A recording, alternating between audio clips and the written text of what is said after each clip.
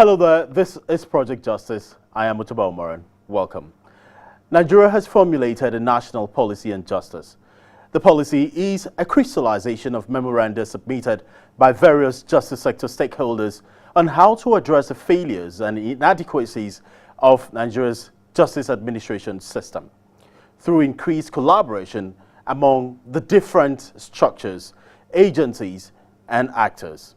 It notes that there is a lack of leadership and different agencies seem to be working at cross purposes or without proper coordination, leading to a disjointed and broken justice administration system. But to achieve these lofty goals, the national policy will need the cooperation of states and a cross-fertilization of goals between the executive and the judiciary for effective implementation. Remember that some months ago, a national judicial policy was also unveiled by the Chief Justice of Nigeria to help guide the conduct of judicial officers on and off the bench, as well as how they are to conduct their cases. However, this is not to be confused with the National Policy on Justice, which is an all-encompassing initiative of the executive with the judiciary carried along as well. But critics are quick to point out just how this will work on the basis that these are independent arms of government with their roles statutorily defined. So we shall be speaking to the pioneer head of Nigeria's National Human Rights Commission, Professor Mohammed Tabiu, Senior Advocate of Nigeria. He's also the chairman of the Technical Committee for the new policy. I think that the justice sector leaders coming together ought to demonstrate sufficient commitment and show enough clout to make those who control the resources realize how important it is. Then the second stage is, of course, us ordinary Nigerians. If we realize how important the justice system is for us and also recognize the seriousness of the leaders and actors to bring about the difference, we are in a democracy.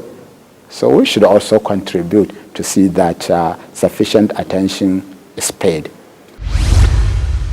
More on that interview in a moment. But let's tell you that observance of human rights in criminal justice administration by key actors has been mainstreamed in the new policy.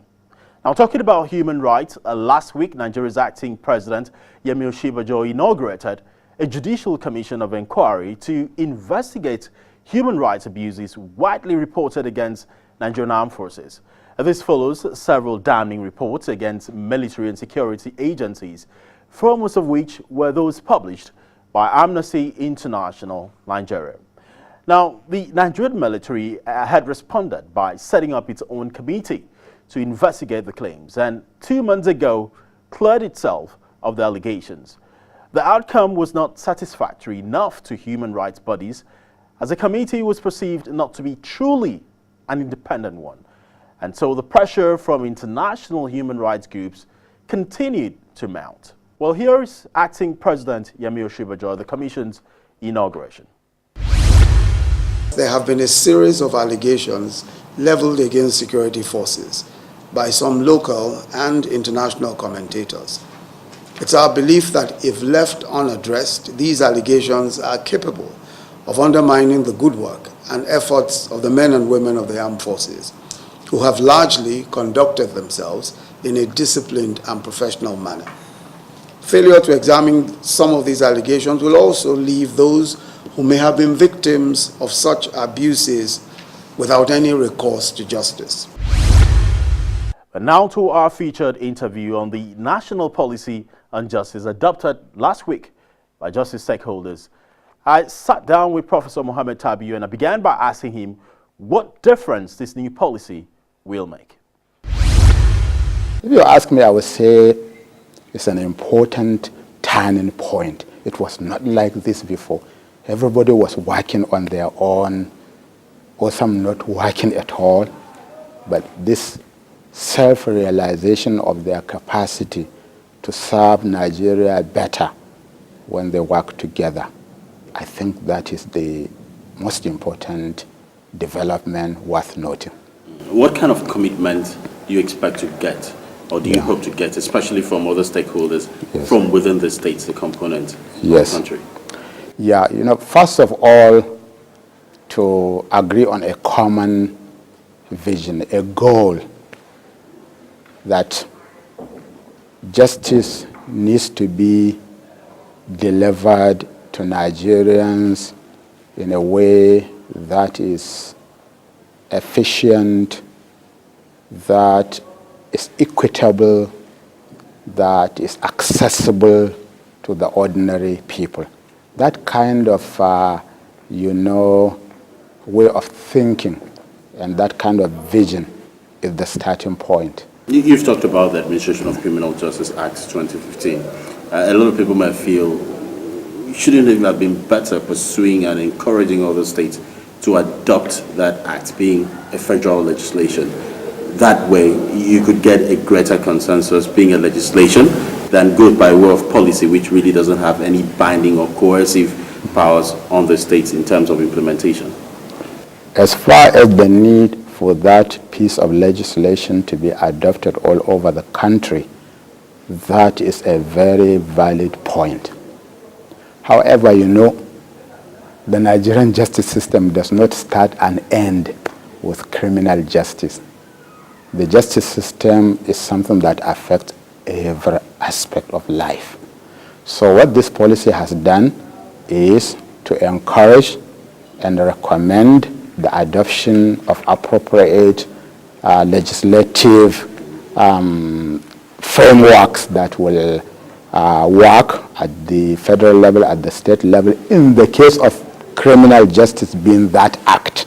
So it is clearly stated in this policy that the state and federal governments will work towards ensuring that this law exists across the nation, that is adopted by the states.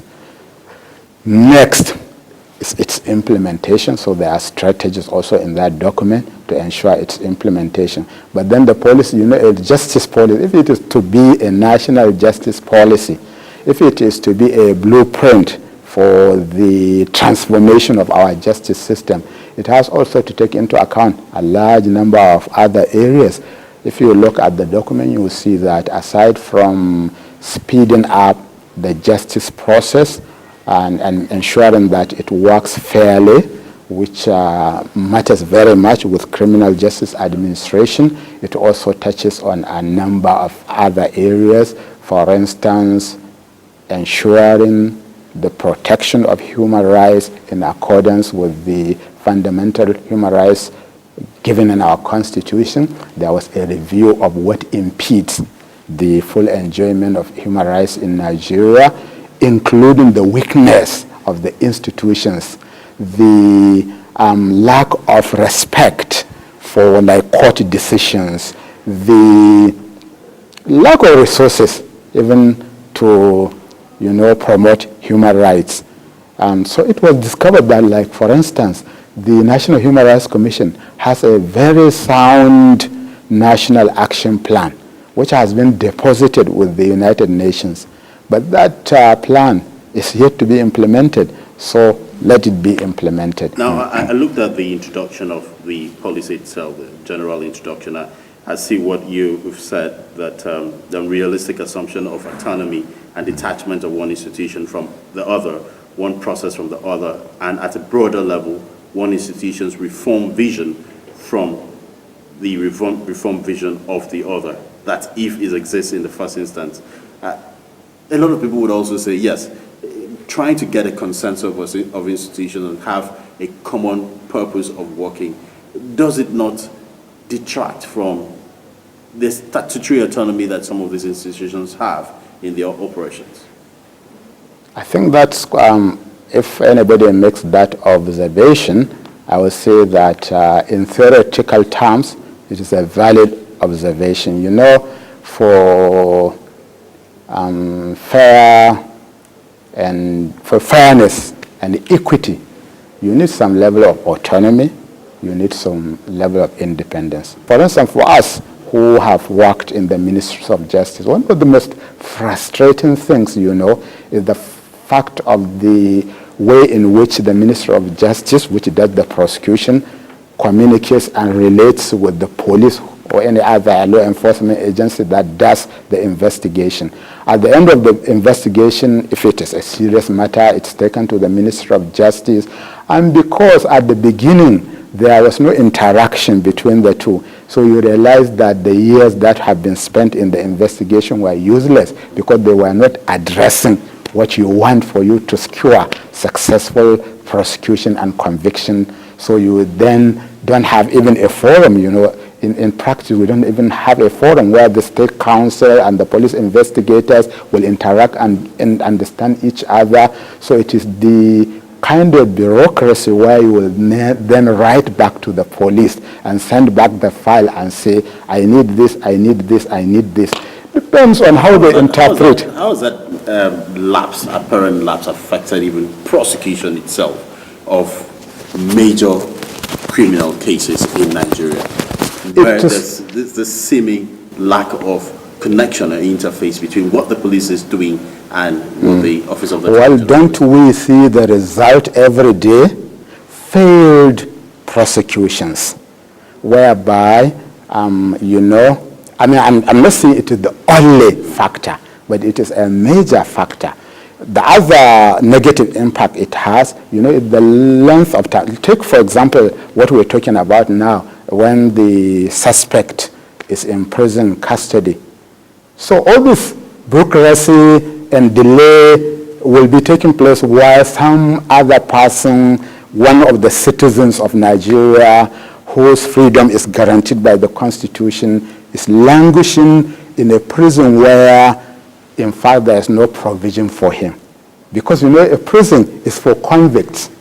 So these awaiting trial prisoners are like guests of the prison. And, you know, they constitute the majority in our prisons. So that is what is happening today. That is why coming together is required to overcome these obstacles. Prof, I talked about autonomy before of some of these justice sector institutions. For instance, lately, it's been awash in the news, the directive given by the Attorney General to the EFCC. Let me see some of the cases before. That's not the first time it's happening. It must be on record so that Nigerians understand, because under Andoka, a similar directive was given. Adoke, a similar directive was given. How do we understand these kind of directives vis-a-vis what I mentioned earlier, statutory acts establishing some of these institutions and the need for the autonomy and efficiency and speedy dispensation of investigation and prosecution? You know, it is the very issue we are not talking about. Autonomy does not mean disconnect, because you see, the functions, the authority, the power is shared among a number of institutions. So that if you don't have institutionalized arrangement where the interaction will be taking place, the consultation will be taking place, when anybody tries to do it, it will look odd. Well, it is the normal thing. And perceived by people as trying to undermine that. Yes, that is part of the problem we are facing now. You know, I've been myself like a facilitator for interaction between various justice institutions on a variety of issues. Take, for example, you know, under the Administration of Criminal Justice Act, we are required to collect, manage, and exchange data. That's not just for the purpose, you know, of just sharing. It is also for the purpose of guiding the system. One element of it that will help it work is also to have a forum where the various actors will come together, look at that data, share information, and say these are where the weaknesses are, and share the responsibility for, you know, bringing change about. So if you say you will not have the various institutions coming together to do this, the whole purpose will be defeated. On the other hand, there are also situations where each institution needs to retain its autonomy and independence to function well. So in Nigeria, because these things have not been sorted out, even when the normal is done, it looks odd. Absolutely. Okay, let's talk about the police. Let's talk more about the police because they have a key role. You talked about the huge number of awaiting trial persons. Most of the time what we get to hear is there's not enough evidence to proceed on trial, and they keep waiting and waiting and waiting. What of this national policy? What proposal is it making to provide police with the necessary resources and capacity to properly investigate crime moving forward? Now, the primary thing about this policy is to say that this country needs to realize the importance of the justice system and to provide the resources that are needed for it to work. Now, some of the weaknesses on the part of the police is, of course, for lack of resources. All of us who are interacting with the police know how they are resource constrained. For instance, chairman of the coordination committee of my area with the police and the community. As we interact with them, we know their pressure, for even the least thing that they are going to do. They don't have the resources to do it. And often they have to ask even the community, and sometimes it goes to individuals who want their services, and then you are unable to draw the line between what is proper, what is improper.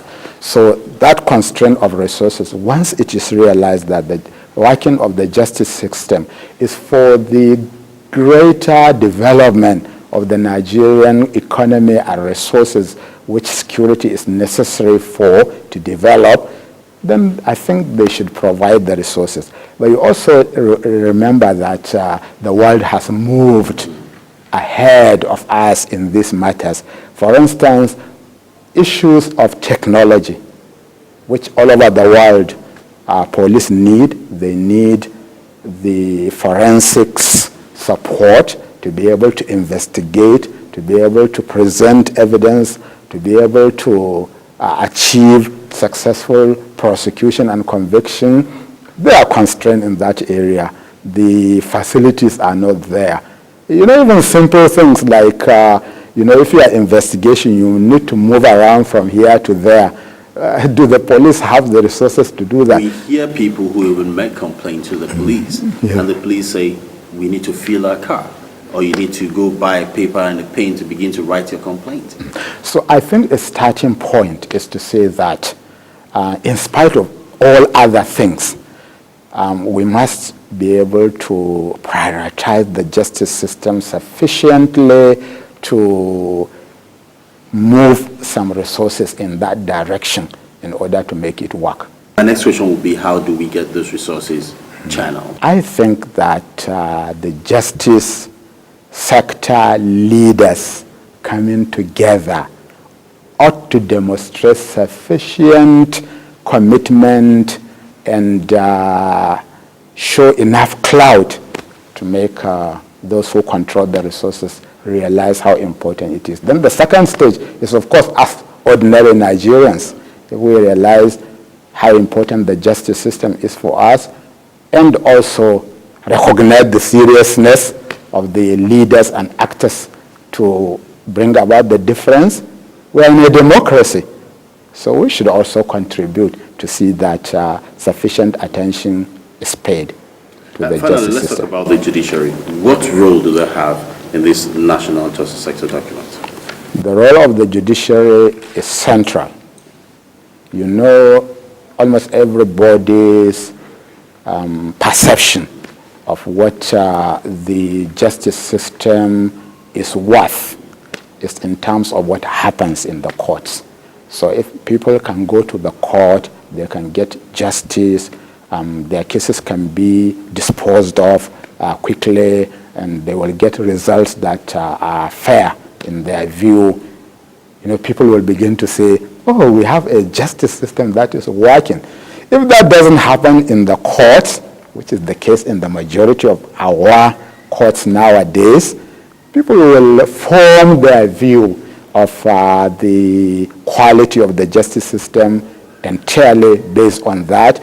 they may not see all the other, processes that lead to the result in the interrelated courts. processes. Yes, which you're talking about. interrelated, yes. Because the judiciary will be quick to defend itself, saying Yes. cases are delayed because the prosecution, for instance, has not provided enough evidence to move ahead with trial. Exactly. So people see the courts symbolize it. So I think making the courts work efficiently and making them, available and accessible to ordinary people, delivering justice, serving the purpose for which they are established, that is a major symbolic, point in recognizing that there is a good working justice system. The courts are central. Can this really work in a system where you have, for instance, a government who is very much interested in fighting corruption? At the same time, last been said, we've heard the rhetoric before, the judiciary not seem to be pulling along as much as it's supposed to be pulling along, as perceived by certain people. And there are people who also feel because of that, the independence of the judiciary is under threat. And now, when you put this as a major theme, what message does that send? What you say is quite interesting because if you read that document, you'll see that it looks at it from both points of view. First of all, it identifies the major problems that are a threat to the independence of the judiciary in Nigeria. It also recognizes that, what the Constitution expects is not just independence, but also fair and speedy delivery of justice. Fairness, of course, excludes corruption. So now, within that document, strategies have been worked out through which the judiciary's independence should be respected, recognized. That's what the Constitution says. On the other hand, the judiciary itself has a responsibility where there are, concerns or allegations of corruption or abuse of office, to investigate that, to deal with the issue through a process that is transparent, that earns the confidence of Nigerians. So you see that in that document, a number of reforms have been suggested where Nigeria can achieve that kind of balance between independence of the judiciary and responsibility on the part of all institutions.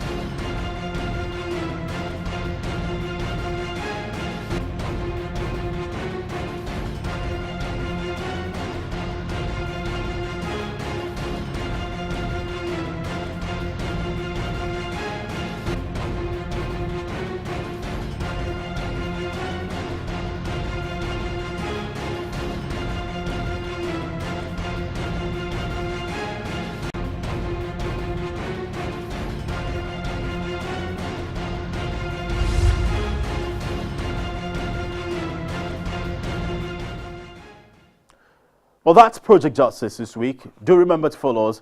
Our Twitter handle remains @ProJusticeLive. Also like Project Justice on Facebook and watch us on YouTube. On behalf of the entire production team, I am Mutuba Moran. Thanks so much for staying with us.